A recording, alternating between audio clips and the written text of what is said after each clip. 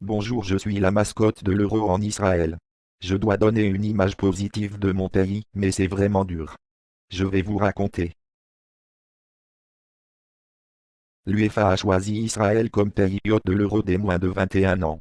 The UEFA European Under-21 Championship will begin on the 5th of June, with the top two nations in each group progressing to the semi-finals of the tournament.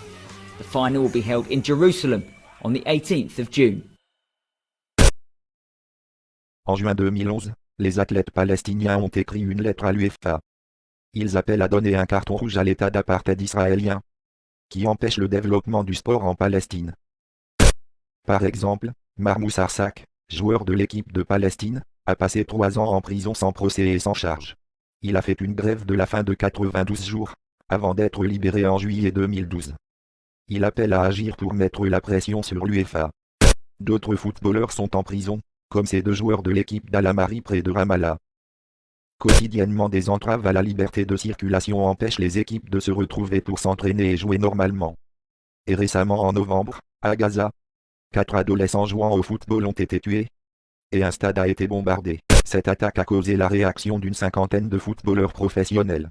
Ils disent « Il est inadmissible que des enfants soient tués, alors qu'ils jouent simplement au football, notamment à la veille où Israël va accueillir l'UEFA des moins de 21 ans, se voyant ainsi récompensé alors qu'il commet des actes contraires aux valeurs du sport. » Quelques jours après l'attaque à Gaza, il y a le tirage au sort de l'Euro à Tel Aviv. Michel Platini, président de l'UEFA, rencontre Shimon Peres, président d'Israël.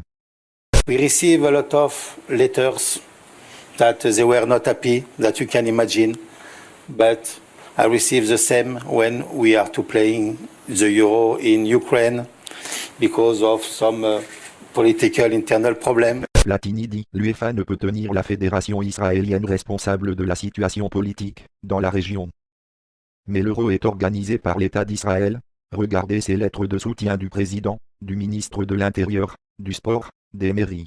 Toutes ces institutions pratiquent l'apartheid. La campagne carton rouge est en place dans plusieurs pays pour faire pression sur l'UEFA.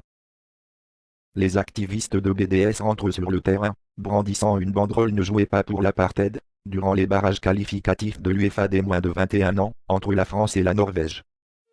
Les activistes protestent contre l'Euro pendant la réunion du comité exécutif au siège de l'UEFA en Suisse. Shame on you! Shame on you!